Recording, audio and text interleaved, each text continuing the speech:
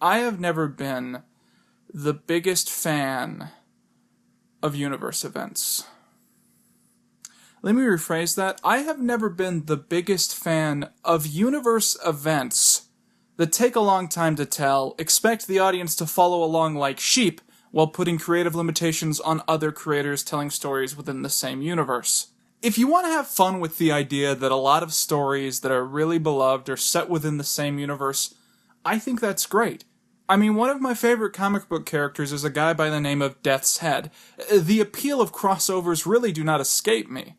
But when it gets to the stage that to understand or appreciate one comic, you have to follow most of the others, then I frankly find that obnoxious. I should be able to pick up a comic about She-Hulk or about Wonder Woman, and I should be able to enjoy it without some complex understanding of the universe or of any other characters not featured in those stories. Once it gets to the stage that enjoying one comic story means buying into like 13 issues of a Batman comic, and 7 issues of Green Lantern, and a bunch of issues of a comic I've never even heard of, and then like an entire epic timeline-altering storyline from 6 years ago, well then I'm just gonna stop reading those comics, not only because I find that whole wild goose chase to be impossible to deal with, but also because whatever creative uniqueness tied me into that series in the first place is almost certainly gone by then.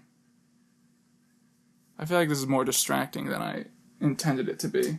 There we go. It was the existence of world-resetting arcs and storylines that involved jumping from one comic to the next that turned a lot of people off from mainstream comics in the first place. If a shared universe means that the creative teams that I love are telling less vibrant stories, and it forces me to follow along with characters I don't care about to understand the stories of the ones that I do, then the gimmick really isn't worth it at that point. And that's why I've been turned off to the idea of cinematic universes for the longest time. Because what was once a clever way to bridge the gap between celebrated films is now just an empty, soulless corporate tactic to serve audiences with half-finished products with long, uninteresting scenes basically advertising different movies. Things like the DC universe, which try to do the gimmick with absolutely no dedication whatsoever, spend more time getting their audience invested in the universe rather than actually trying to tell good stories. So, Infinity War, and the spoilers within Infinity War, which we are going to discuss. Infinity War is undeniably enjoyable, but I despised what it represented and I walked out of the theater extremely bitter. Infinity War is basically like 5 movies playing at once, and each movie is a sequel to a different film, so everyone's going in for something different. Some people are going in because they want to see a sequel to Civil War. Some people are going in because they want to see a crossover between Guardians of the Galaxy and Thor 3. And some people are going in because they want to see Spider-Man from Spider-Man Homecoming. And I presume that someone is invested in the story of Doctor Strange, so on and so forth. The main advantage to this is that anyone who's enjoyed any Marvel movie in the past 5 years, other than Ant-Man, will probably find something in this movie that they really enjoy. And the main pullback is that most audience members will probably also find something that they have absolutely no investment in. Like, if you didn't like Civil War, there's a lot of Civil War in this movie. The good news is that the pacing is pretty good, and the comedy, while a little bit predictable and sometimes grating, makes the whole thing pretty easy to sit through. I think an honest positive of having a franchise that's lasted as long as this one is that you get a chance to expand upon characters. Of the original, 5, I always thought Thor was, the least interesting main character of the Avengers franchise, but at this stage, he's the most tragic, the most funny, and the most interesting. On that note, it is kind of weird to then look at someone like Iron Man, who, it seems like no matter what he goes through, he's exactly the same character. But I guess a lot of people like that. If you enjoy the concept of crossovers and you love any of the characters from these films, you're gonna have a lot of fun with this movie. I personally thought that any scene that involved the Guardians of the Galaxy cast meeting other characters was pretty enjoyable. The only dynamic that I didn't really enjoy was Iron Man and Doctor Strange, because it feels like they're the same character. So it was just Iron Man arguing with, a slightly less funny clone of himself. I think it's pretty obvious why the writers had Doctor Strange basically, take a nap for, a third of the movie. Star-Lord is equally the same character, it just feels like he's occasionally ridden like Patrick Star. You definitely get the feeling that characters have had their personalities warped slightly to better stand out in this pantheon of characters. Was Bruce Banner always an idiot? Maybe he was, I honestly can't remember. When you take away the meat of the story being told, Infinity War is basically the Thanos backstory. A lot of people went into Infinity War knowing nothing about Thanos other than the fact that he's supposed to be important. He's a guy who's existed exclusively through after the credit scenes and vague dialogue. So to the filmmakers, it was important to at least make him seem like a person. So Thanos' motivation is that he thinks that poverty and starvation are caused exclusively by overpopulation. So if he goes to every planet in the galaxy and kills half the population, those things will cease to exist. People think this is like a good motivation, and they think it's really dark and serious, and they like how... I didn't get it. I thought it was dumb. It reminds me of like when you're a kid and some random adult like jogs up to you and is like, well, here now, you better eat those damn carrots, because let me tell you something, little buddy, there are kids starving in Africa that would love to get a bite of that. As if to imply that if I didn't exist, like all the food that I eat would just be shipped to another country. And then you become like an adult and you realize that the world is more complex than that. Who honestly thinks that systemic issues in a country like North Korea are caused by the fact that there are too many people? What if there's like a race of intelligent cat people who like hunt a race of intelligent mice people, and like that's their main source of food? If half of both of those races like die, then how are the cat people any better off if their main source of food also has half ceased to exist? I know this might sound like I'm nitpicking for comedy, but honestly, like these were my first thoughts. At no point did I take this idea seriously in the slightest. I have this theory in my head that in almost every science fiction universe, Earth is like one of the most complex planets in terms of like its atmosphere and the politics on it. So maybe Thanos tried this on like a desert planet with just communism, or like an ice planet with just democracy, but he's literally never found a planet that has more than one kind of thing. When you get down to it, Infinity War is basically Thanos the backstory. And if you can't get invested in the story of this big, ugly, stupid purple guy convincing himself that the good guy thing is to turn people into leaves, well, then you're still gonna have a good time. Because there's so much happening in the movie at once that you can just distract yourself with other things you do like. But on that note, what I just described isn't a movie. So the fact that professional critics are confused by this is not surprising to me. I've been spoiling a lot, but I'm going to talk about the end of the movie now, so if you really don't want to be spoiled, turn the video off, I guess. So Infinity War has been sort of consistently described as the end to the continuous MCU as it exists, but this has been annoying to a lot of people because it's sort of been underreported that Infinity War is parts 1 of 2. So a lot of people went in expecting this satisfying conclusion to the story we've been watching for 6 years, and what we got instead was a prequel to the film that the publicity promised we were getting. So at the end, Thanos gets stabbed in the chest, but he uses his gauntlet thing, and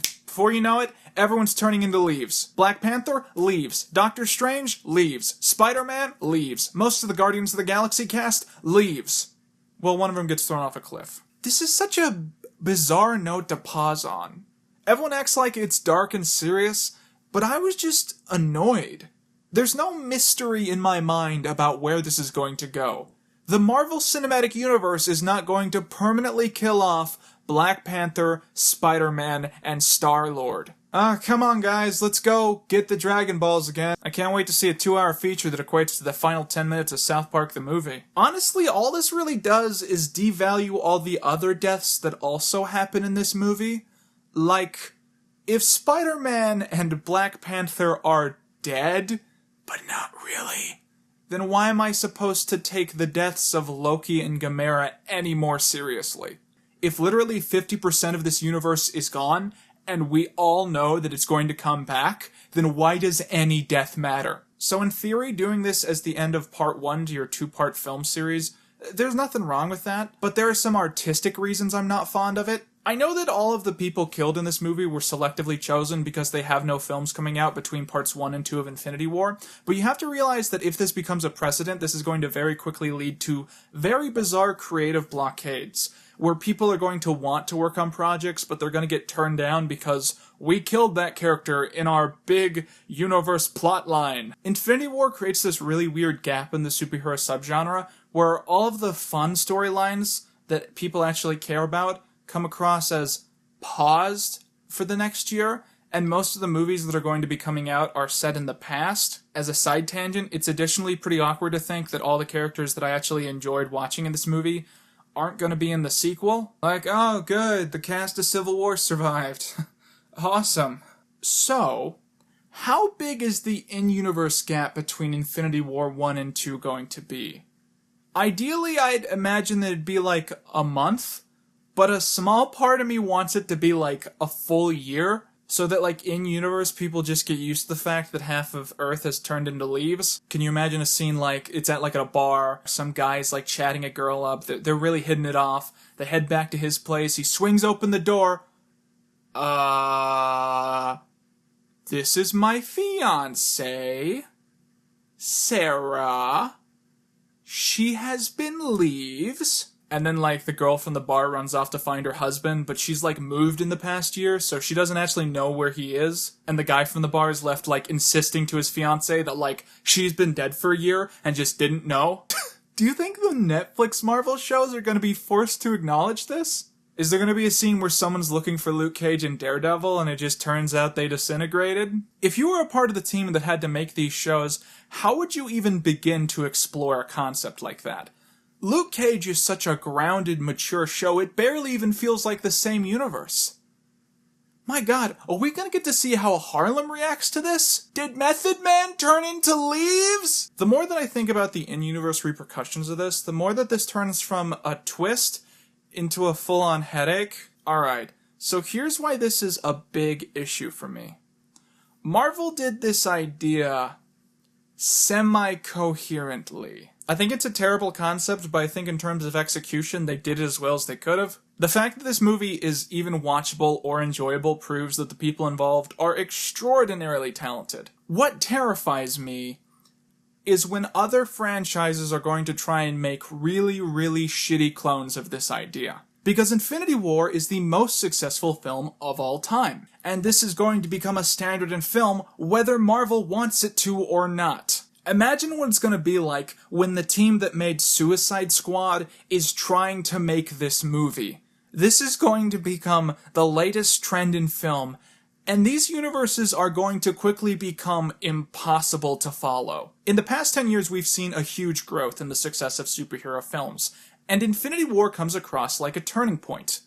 Either this is where these films become more culturally important and entirely profitable than ever before, or this is the peak. Because, frankly, I don't have the time or the passion to be so invested in superhero films that enjoying one means enjoying all others. And at some stage, people are just going to stop showing up to these things. Probably starting with me. Almost certainly, in fact.